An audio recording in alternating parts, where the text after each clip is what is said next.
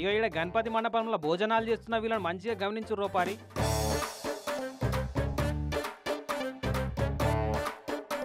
ఏమన్నా తేడా అనిపిస్తుందా?